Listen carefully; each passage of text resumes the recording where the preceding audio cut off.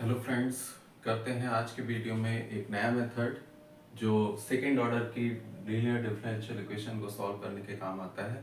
इस मेथड का नाम है method of changing of independent variable. ये मेथड भी बहुत इंपॉर्टेंट मेथड है जो कि एग्जाम में जनरली इसका एक क्वेश्चन जरूर आता है। तो आज के वीडियो में हम सीखेंगे linear differential equation of nth order with constant coefficient का यूनिट हम पढ़ा रहे हैं। ये है बीटेक सेकेंड सेमेस्टर की इंजीनियरिंग मैथमेटिक्स। इसमें method of changing of independent variable. ये बस हमें ध्यान रखना है कि सेकेंड ऑर्डर की लीनियर डिफरेंशियल इक्वेशन को सॉल्व करने के ही ये काम आता है, ये वाला मेथड। तो इस मेथड को करते हैं। सबसे पहले हम सेकेंड ऑर्डर की लीनियर डिफरेंशियल इक्वेशन, एक जनरल लीनियर डिफरेंशियल इक्वेशन लिख लेते हैं। d2y/dx2 plus p dy/dx plus qy is equal to r। ये सेकेंड ऑर्डर की लीनियर डिफरेंशियल इक्वेशन होती है जिसकी ये स्टैंडर्ड फॉर्म होती है, जहां पे p और q और r या तो कांस्टेंट होते हैं या फिर फंक्शन ऑफ x होते हैं, मतलब फंक्शन ऑफ इंडिपेंडेंट वेरिएबल। तो ऐसी डिफरेंशियल इक्वेशन जिसका मैक्सिमम ऑर्डर 2 हो और जो dy/dx का कोफिशिएंट हो, y का कोफिशिएंट हो, और जो राइट हैंड साइड में जो पार्ट हो वो या तो x का फंक्शन हो या कांस्टेंट हो, तो डिफरेंशियल इक्वेशन कहलाती है सेकेंड ऑर्डर की लीनियर डिफरेंशियल इक्वेशन। इनको सॉल्व करने का एक तरीका इस मेथड के द्वारा है, जो मेथड कहलाता है method of changing of independent variable. Independent variable change करने का मतलब होता है कि यहाँ पे इंडिपेंडेंट वेरिएबल x दे रखा है, तो एक ऐसा रिलेशन सेट करें जो ये इंडिपेंडेंट वेरिएबल चेंज हो जाए किसी और वेरिएबल में। तो सपोज सबसे पहले हम ले लेते हैं कि z एक कोई भी वेरिएबल हम ले लेते हैं जो फंक्शन ऑफ x है।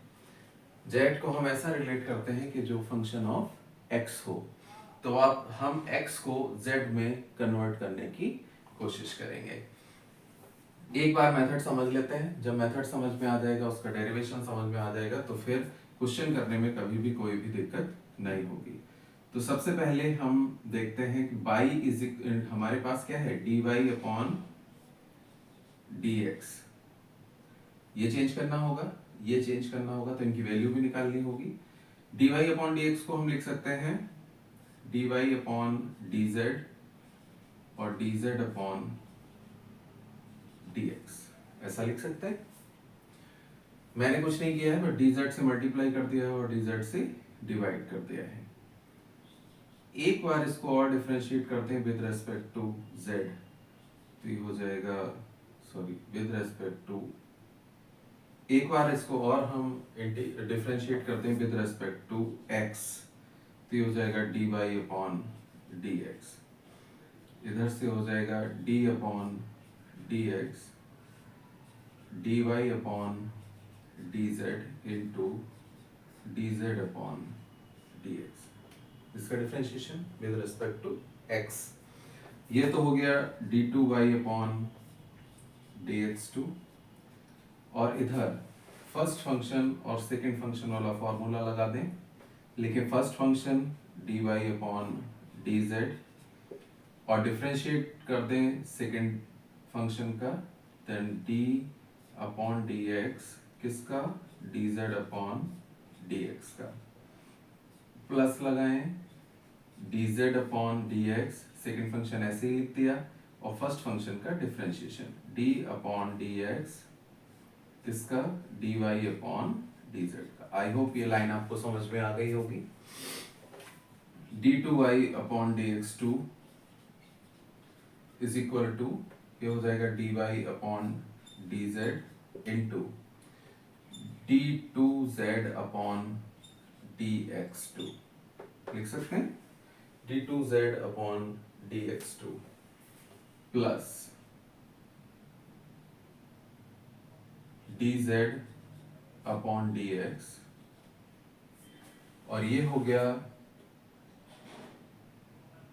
अब विद रेस्पेक्ट टू यहाँ पे dz है तो विद रेस्पेक्ट टू z है, और यहाँ विद रेस्पेक्ट टू x है, तो इसको क्या करें, dz से यहाँ भी मल्टीप्लाई कर दें और डिवाइड कर दें, क्योंकि इंडिपेंडेंट वेरिएबल सेम रहना चाहिए, dz अपॉन dx। मैंने क्या किया, बस dx यहाँ लिख दिया है और dz से मल्टीप्लाई कर दिया और dz से डिवाइड। फाइनली हमारे पास आ गया dy upon dz d2z upon dx2 plus dz upon dx, एक dz अपॉन dx है और एक dz अपॉन dx, इसका होल स्क्वायर हो गया और ये हो गया d2y अपॉन dz2, तो d2y upon dx2।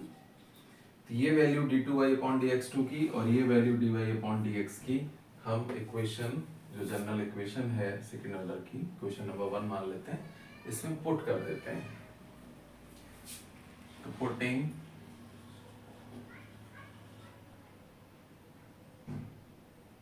the value of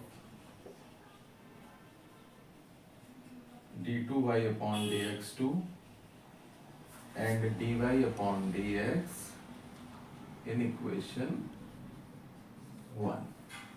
ठीक है, d2y upon dx2 की वैल्यू आई है हमारे पास ये, इसको यहाँ लिख दिया, d2z upon dx2 into dy upon dz plus dz upon dx का whole square d2y upon dz2, ये d2y अपॉन dx2 की वैल्यू लगा दी, plus p dy upon dx की वैल्यू हो गई dy upon dz into dz upon dx plus q y is equal to r। ठीक है, बस कुछ नहीं किया है, d2y अपॉन dx2 की ये वाली वैल्यू और dy अपॉन dx की ये वाली वैल्यू बस इक्वेशन नंबर 1 में पुट कर दी है। ठीक है, तो d2, अब हमें क्या करना है, इंडिपेंडेंट वेरिएबल चेंज करना है, यहाँ पे आना चाहिए d2y अपॉन dz2। इसमें चेक करें कहाँ है d2y अपॉन dz2, ये रहा, तो ये वाली टर्म सबसे पहले लिख लेंगे, d2y अपॉन dz2 और dz अपॉन dx का होल स्क्वायर। ठीक है, ये टर्म लिख ली। अब इसके साथ में आनी चाहिए dy अपॉन dz की टर्म, dy अपॉन dz एक तो ये रहा और एक ये रहा, तो इसमें से कॉमन ले लेंगे, तो ये हो जाएगा d2z upon dx2 plus p dz upon dx और इसको बाहर लिख लें dy upon dz plus qy is equal to r। अब स्टैंडर्ड फॉर्म में आने के लिए ये जो d2y अपॉन dz2 है, इसका कोफिशिएंट 1 होना चाहिए, जैसे यहाँ है, तो इसको नीचे ले जाएं, तो ये हो जाएगा d2y upon dz2 plus d2z upon dx2 plus p dz upon dx upon dz upon dx का होल स्क्वायर, इससे डिवाइड कर दिया, dy upon dz plus q upon dz upon dx का whole square, y is equal to r upon dz upon dx का whole square. ठीक है,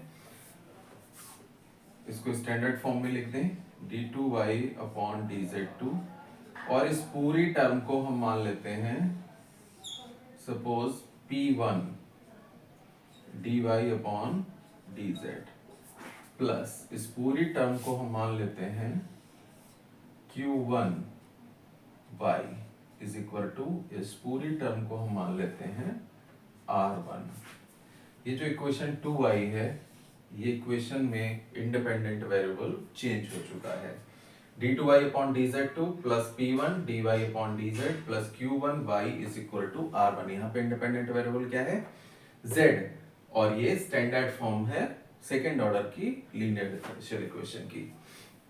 यहाँ पे p1 की वैल्यू है ये, q1 की वैल्यू है ये और r1 की वैल्यू है ये। तो मेन अब हमें क्या ध्यान रखना है कि जो हमने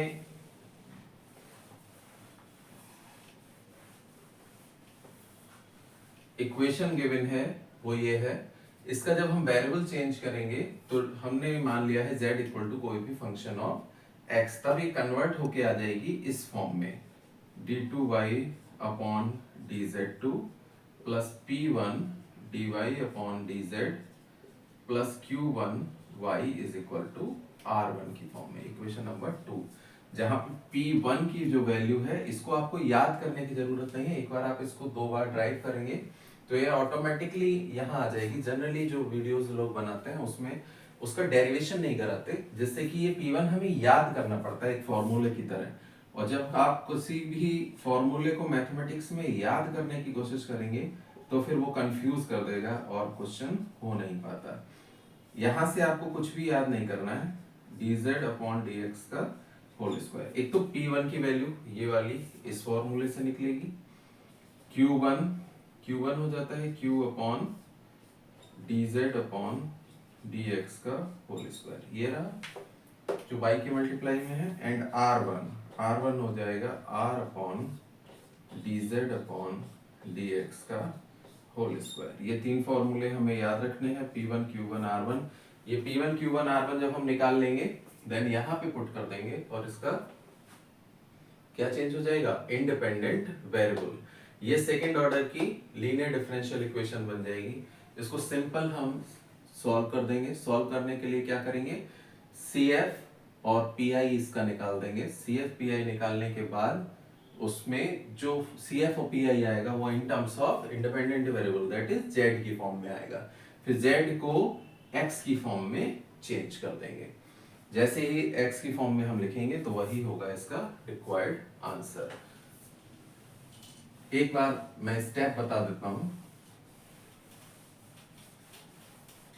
क्योंकि कोई भी क्वेश्चन करने से पहले उसका रूट मैप पता होना बहुत जरूरी है, सारे स्टेप्स पता होना जरूरी है। जब स्टेप्स पता होते हैं तो क्वेश्चन करने में कोई भी दिक्कत नहीं होती। ये गिवन इक्वेशन है, सबसे पहले इसको स्टैंडर्ड फॉर्म में कन्वर्ट करेंगे, अगर नहीं है तो, अगर है कन्वर्ट तो फिर ऐसे ही यहाँ से इसको कंपेयर करा देंगे उस इक्वेशन से जो गिवन होगी।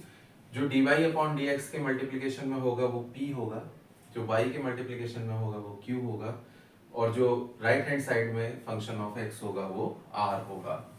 ठीक है, p q r की जब हमें वैल्यू पता चल जाएगी तब हम मानेंगे, एक बहुत बड़ी चीज है कि हम z क्या माने। z मानने के लिए हमें हमेशा ध्यान रखेंगे कि dz अपॉन dx का whole square is equal to q के रख देंगे। q ये जो y के मल्टीप्लाई में है हमेशा। ठीक है, यहाँ पे कुछ कांस्टेंट्स का ध्यान रखेंगे, वैल्यू जो होनी चाहिए वो नेगेटिव और इमेजिनरी नहीं होनी चाहिए। इमेजिनरी होगी, अगर ये वैल्यू हम नेगेटिव ले लेंगे, यहाँ पे कोई कांस्टेंट है तो हम ध्यान रखेंगे कि ऐसा ही जैसे यहाँ पे लिखा होता, सपोज q की जगह पे लिखा होता 2 sin x, तो 2 को हम छोड़ देते, क्योंकि जैसे ही हम 2 यहाँ पे लिखते 2 sin x तो फिर क्या होगा कि 2 का जब हम अंडर रूट निकालेंगे तो फिर वो क्या हो जाएगा, वो अंडर रूट निकल नहीं पाएगा और वो अंडर रूट में ही वैल्यू आती रहेगी 1.414141, फिर वो कंप्लीट नहीं होगा। तो जहां पे भी हम ऐसा कुछ क्यों मानेंगे कि जो भी यहाँ पे हम रखें उसका स्क्वायर रूट निकल सके आसानी से। स्क्वायर रूट निकल जाएगा तो फिर एक तो वो नेगेटिव नहीं आना चाहिए और दूसरा वो इमेजिनरी नहीं आना चाहिए। ठीक है, ये जब क्वेश्चन में आएगा तो हम डिस्कस करेंगे इसके बारे में। तो dz अपॉन dx का whole square is equal to हम q के मान लेंगे।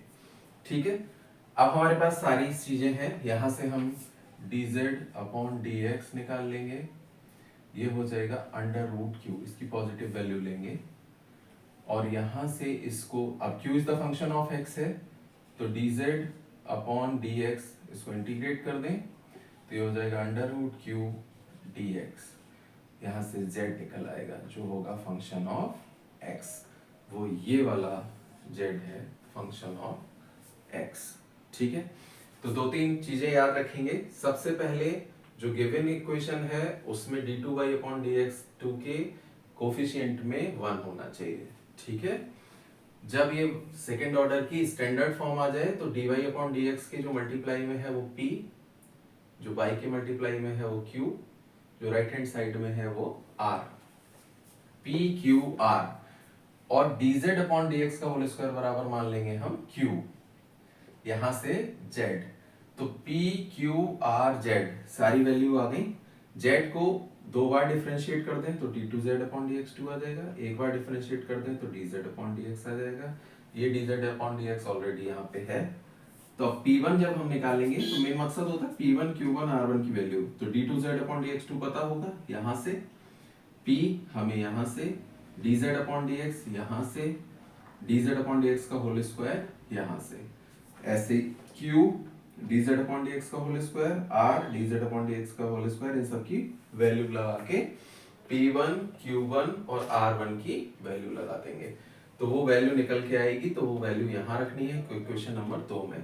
अब जो इक्वेशन आएगी वो linear differential equation of second order होगी, जिसका जो इंडिपेंडेंट वेरिएबल होगा वो z होगा। आगे का मेथड वही है। सबसे पहले इसको सॉल्व करने के लिए इसको स्टैंडर्ड फॉर्म में लाएंगे, f dy is equal to q। ये q वो वाला q नहीं है, ये वाला नहीं है, ठीक है। हम जनरली पढ़ते चले आए हैं इसलिए मैंने लिख दिया।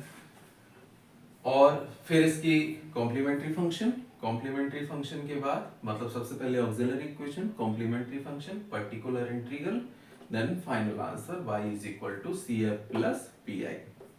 ये जो निकल के आएगा वो इन टर्म्स ऑफ z आएगा। फिर z की जगह पे सब जगह ये वाली वैल्यू फंक्शन ऑफ x की रख देंगे तो रिक्वायर्ड आंसर आ जाएगा। करते हैं इसका एक एग्जांपल जिससे कि कुछ अच्छे से ये समझ में आ जाए। आई थिंक मेथड के स्टेप्स जो हैं वो अच्छे से समझ में आ गए होंगे। देखते हैं एक example, solve d2y upon dx2 minus 1 upon x dy upon dx plus 4x square y is equal to x की power 4। Solve this equation, second order linear differential equation है by the method of changing of independent variable। ठीक है, तो क्या करें, देखें सबसे पहले कि d2y upon dx2 के मल्टीप्लाई में जो कोफिशिएंट है वो 1 है या नहीं है, यहाँ पे है। तो ये स्टैंडर्ड फॉर्म है इसकी, तो इसको d2y upon dx2 plus p dy upon dx plus q y is equal to r, इससे कंपेयर कराते हैं। ठीक है, कंपेयर कराएंगे तो p is equal to आ जाएगा -1 upon x, q is equal to आ जाएगा 4x स्क्वायर और r is equal to आ जाएगा x की पावर 4। ठीक है, नेक्स्ट बताया था मैंने कि z निकालना है सबसे पहले, क्योंकि z की जरूरत पड़ेगी यहाँ पे सब जगह। तो z equal to second step में हमने क्या मानना था, dz अपॉन dx का whole square is equal to q मतलब 4x स्क्वायर। अभी जब मैं मेथड बता रहा था तो मेरा बताने का मतलब ये था कि ये जो 4 है, 4 का इंटीग्रेशन 4 का स्क्वायर रूट आसानी से निकल सकता है, तो मैंने 4 सहित x स्क्वायर मान लिया है। अगर इस 4 की जगह पे 2 लिखा होता, 3 लिखा होता, 6 लिखा होता तो मैं उसको छोड़ देता, स्किप कर देता। ठीक है, आप भी ऐसा कर सकते हैं। यह परफेक्ट स्क्वायर जब यहाँ लिखा हो तो उसके सहित इसको मान सकते हैं। ठीक है, तो बहुत ज्यादा कंफ्यूज होने की जरूरत नहीं है। तो dz अपॉन dx हो जाएगा 2x, पॉजिटिव वैल्यूज ही लेंगे इसकी, और dz is equal to 2x dx, integrate कर दें, z बराबर हो जाएगा 2x square upon 2, that is x square. z की जो वैल्यू होगी वो क्या हो जाएगी, x स्क्वायर इंटीग्रेशन करने के बाद। तो अब हमें z is the function of x पता चल गया, z की वैल्यू हो गई x स्क्वायर। तो dz अपॉन dx हो जाएगा 2x, ये पहले से ही था। एक बार इसको और डिफरेंशिएट कर दें, d2z अपॉन dx2, तो ये वैल्यू हो जाएगी 2। अब हमें जितनी वैल्यू यहाँ यूज होनी है वो सब पता चल गई। d2z अपॉन dx2 की वैल्यू है 2 plus p dz upon dx की वैल्यू है, p की value -1 upon x, dz upon dx की 2x। ठीक है, और dz अपॉन dx का होल स्क्वायर मतलब 2x का whole square, 4x square, 4x square. ठीक है, अब ये सारी वैल्यू हम यहाँ लगा दें, p1 यहां से लिख लेते हैं P1 बराबर हो जाएगा d2z upon dx2 that is 2 plus P मतलब -1 upon x dz upon dx मतलब 2x upon dz upon dx का होल स्क्वायर मतलब 4x स्क्वायर। ये वैल्यू हो गई 2, इस x से ये वाला x कैंसिल हो गया, -2 upon 4x square that is 0। P1 की वैल्यू हो गई 0। अब निकालें Q1 इज इक्वल टू हो जाएगा Q अपॉन Q कितना है 4x square upon dz upon dx का होल स्क्वायर सेम है 4x square that is 1। P1 Q1 आ गया। नाउ R अपॉन R कितना है x की power 4 upon dz upon dx का whole square that is 4x square. तो ये हो गया x स्क्वायर अपॉन 4। अब हमारे पास P1 Q1 R1 तीनों आ गए। ये P1 Q1 R1 हमें कहाँ रखने थे, इस वाली इक्वेशन में। तो इक्वेशन हमारे पास बन जाएगी, थोड़ा सा रफ कर देते हैं।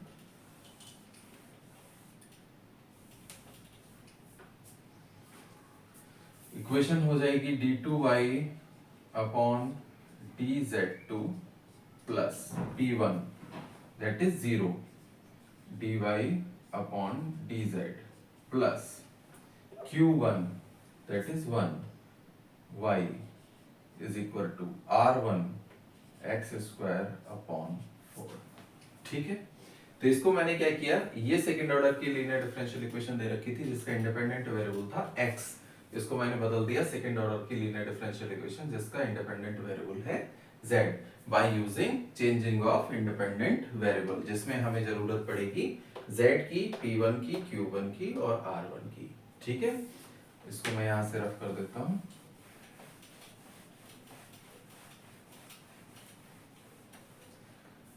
अब हमें इसको सॉल्व करना बहुत आसान है। ये हो गया d2y upon dz2 plus, equation reduce हो जाएगी d2y upon dz2 plus 0 dy upon dz plus y equal to x square upon 4। इसको भी कन्वर्ट कर देते हैं z में, तो x square z equal to x square था ना, यहाँ पे निकल के आया था z equal to x square, तो इसको लिख सकते हैं z अपॉन 4। ठीक है, तो इक्वेशन हो गई d2y upon dz2 plus y is equal to z upon 4। Standard form में लिखते हैं D square plus 1 y is equal to z upon 4। ये linear differential equation with constant coefficient हो गई। Linear differential equation with constant coefficient solve करने के लिए सबसे पहले ऑक्सिलरी इक्वेशन लिखते हैं। ऑक्सिलरी इक्वेशन हो गई m square plus 1 is equal to 0, m square is equal to -1, m equal to plus minus i। ठीक है, 0 प्लस माइनस i। तो इसका CF लिखने का तरीका हमने कई बार बताया है। ये हो जाएगा e की power 0 c1 cos z plus c2 sin z। ठीक है, चूंकि z is the independent variable, यहाँ पे मैंने क्या किया, d अपॉन dz को रिप्लेस किया है d से। CF हो गया CF बराबर c1 cos z plus c2 sin z। इसको यहाँ छोड़ देंगे। Now PI 1 upon FD d square plus 1 into z upon 4। ये ना,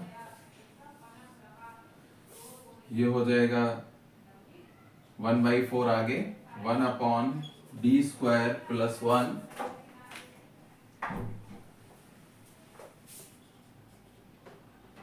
इंटू जेड। ये जेड की पावर एन वाला फॉर्मूला यहाँ लगेगा, तो इसको क्या करें, 1 प्लस डी स्क्वायर आगे ले जाएं, पावर मतलब ऊपर ले आए पावर -1 इंटू जेड।